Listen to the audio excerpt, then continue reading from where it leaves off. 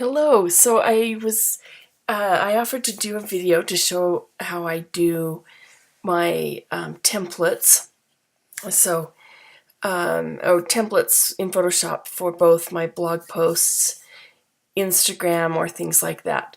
So for those of you that use Photoshop, this is kind of the process that I use to make it super fast and easy. So the first thing I do is I decide what size and shape I want my post to be. So for the sake of today, we're just going to do a square one. So I go to File, New, and then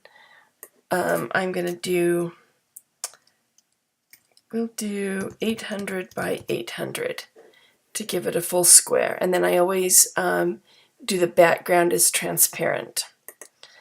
Click OK, and there we go.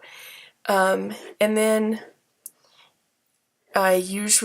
so there are lots of different looks you can give your post. We're going to go today with one with the bar. Whoops.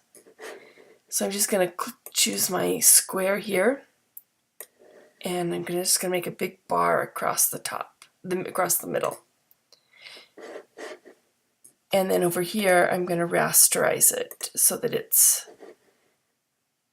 and I'm also going to add a layer. So over here on this corner is the layer palette, and it's super important to have all of your layers in place.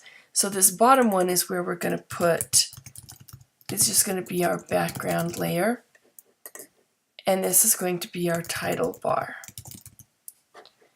Okay, now with this title bar, I want to change the opacity to probably right around, I don't know, 70-ish%.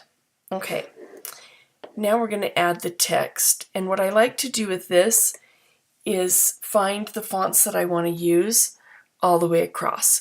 And I'm a really big fan, I'm going to change this to white so that my text is in white. And I'm a really big fan, personally, of titles that use two fonts. So, and I like to mix up kind of a print font with a script font. So I'm just going to put here main title, and then underneath subtitle. Now you'll notice here that the text is kind of all on top of each other. If you highlight it and go to, I'm going to close this out just so I can show you how to get there. And I apologize if any of this is a repeat.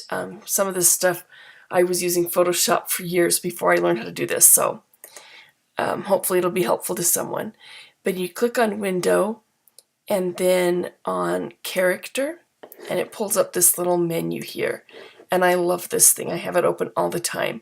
So this first one is showing that it's a 72 point, and this is the spacing in between. So right now it's at like 13.79. So if you just do that at 72, you can even do it at 90, or actually I'm going to do this one at 100 point, and I'm going to do this one at 90 point. Okay, now I'm going to keep the top one, I'm going to keep the bottom one maybe as the script, and I'm going to change this one to, I don't know, something like Open Sans is a really nice, easy to read.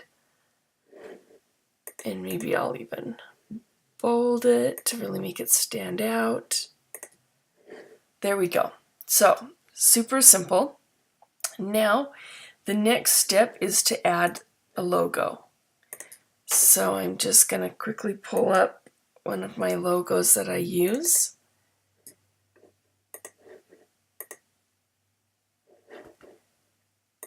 And I'm not sure why that's so small. Whoops. I think I pulled the wrong one. So let me try that again.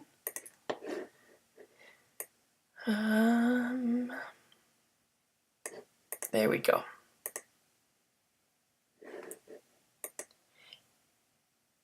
Now I'm going to uncheck this auto select button. That way when I move the layer it doesn't change anything. or it doesn't grab something else. So I'm just going to place this wherever, and I can make it a little smaller. And sometimes you'll want to move this just depending on how it fits and how it shows up, and you can whatever, but there's my logo or watermark or whatever it is you want to call it. Okay, so from there I would just save this file, save as, and save it as a Photoshop document. So it's going to make it a PSD because that will maintain those layers that we just did. So you could call it, I usually call it post template. There you go. So now when I get ready, all I would have to do for my blog post is open up this file, highlight this background layer, go to File, Place, and just pull in, let me find an image here. Whatever image that I'm going to work with, I'm just going to grab a generic one here that I've saved.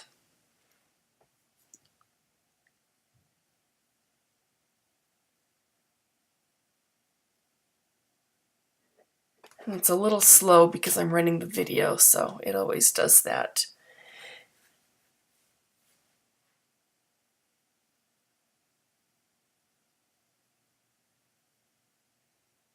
Now, because I'm opening a rectangular photo with the square, I know that my photo quality is much bigger than what this 800 by 800 is. So in this case, it would be okay to stretch it. Make sure you hold down the Shift key so that it maintains the proportions. But if it was a much smaller photo, you wouldn't want to do that for fear of it pixelating it. In which case you can just open it and then copy it over. So kind of just depends on what works for you. And then we just adjust. So I center my picture how I wanted it. There I can see my logo, and I can move that a little if I want to. With the title bar, you can change the opacity a little more depending. And then all you have to do is double click on the T, and I just highlight this. So if it was going to be, maybe this is all in caps, blog post,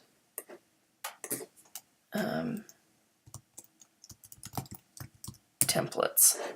So whatever your blog post name is, or however you want to work that, that's all you do. And then you save it. And then if you can use this for Instagram as well because it's a square, or if you don't want the post name on it, just hide it with the I and save it this way, and then you've got it ready to go and upload to Instagram. So, and then for my Pinterest ones, I do kind of the same thing. I'll just show you the one that I already have created. So let me go. Sorry, I have way too many folders here, but.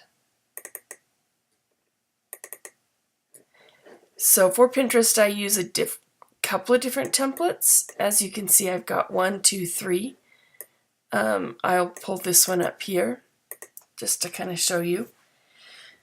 And this is for I have 2 blogs, 2 businesses that I run.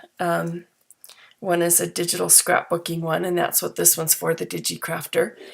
But on this, what I wanted to show you is on Pinterest, I really like the look of using multiple images.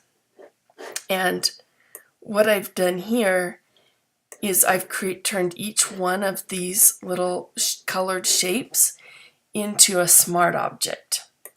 So to do that, I'm just going to rasterize this. So this bottom one here, if you right click on it and go to the option Convert to Smart Object, it'll look like this. Now, here's the super cool thing you can do about this once you save it, and is you just double click on the actual little icon on the layer palette. Don't worry about what all of this says, just click